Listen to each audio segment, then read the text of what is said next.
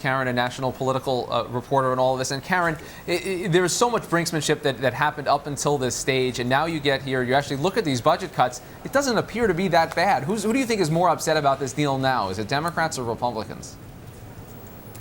You know, I don't get the sense that Republicans are upset about it. I think that they are still sort of, enjoying a victory lap. And in their view, they brought the president and the Democrats right to the brink. And it was, in their view, a pretty clear win. And Karen, how about this debate over the debt ceiling? The White House has signaled that they will give if they have to, in order to not get just a clean bill, but to take this over. Do you get the sense that Republicans are willing to push this as far as some have threatened? Oh, just as I think it was in nobody's interest to shut down the government, it is in absolutely nobody's interest to not to lift the debt ceiling. But it is and has always been, as President Obama's own reversal on this issue showed, one of the easiest votes in Washington to demagogue. So yes, there will be a lot of brinksmanship and a lot of hand-wringing, and in the end, they will lift the debt ceiling. And how tough is that going to be, though? I mean, how much hand-wringing is? I mean, it's been said that this battle we just had last week was really just a pregame show.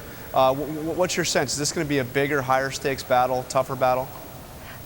I think so. I think the numbers are going to be bigger. And I think the White House has already accepted the premise that this will not be a clean debt ceiling bill, that there will be some negotiation on this. So, and I think that, a number of Senate Democrats are going to come along as well. I mean, this is the new dynamic, I think, that is now driving everything in Washington. And ultimately, that if there has been a victory for the Tea Party here, it may not be in the numbers and getting as far as they said they would go, but they have definitely changed the terms of engagement. I think that says the least. And Karen, I want to talk a little presidential politics. We saw Mitt Romney yesterday announce a presidential exploratory committee. Of course, today, the 5th anniversary of his health care bill being signed into law. The calculation among some Romney folks is you can't really run away from health care at this point. They have to deal with it front on. Why not announce the day before the anniversary? They know that's going to be part of the storyline. It's almost like they hope this just plays out in the early sort of pre-process, if possible. Do you get any sense that the rhetoric, the heat over health care could diminish over the next couple of months, maybe not be as much of an albatross as some folks fear for Romney? No, I think that when the presidential debates begin, unless Mitt Romney has addressed this issue a lot more squarely than he has, it's going to continue to dog him. And he has said that he would not see the Massachusetts plan as a model for the nation.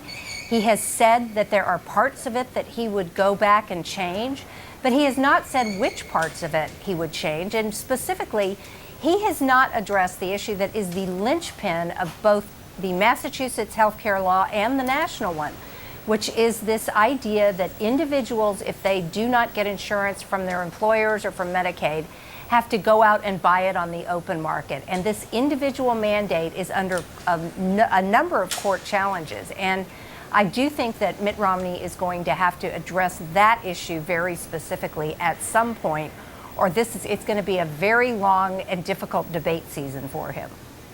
Karen, we have less than a minute left, but quickly, the president's got the big speech on reforming entitlements tomorrow. Do we really think that they can accomplish something, get some kind of deal with the Republicans on that issue?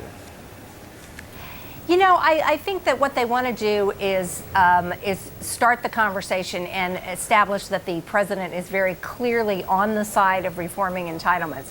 And this is a shift on his part. I mean, he really never had indicated which of the recommendations of his own debt and budget commission that he would accept. And I think, we may see a little more on that. All right, Karen Tumulty from the Washington Post. Appreciate it. One of our favorites here on Top Line. Thanks for coming on. Thanks, guys. All right, John, that does it for this edition of Top Line. Twitter.com/Rick Klein, Twitter.com/John Carl. See you soon. Back up here. No mistakes. We'll talk to you. All right.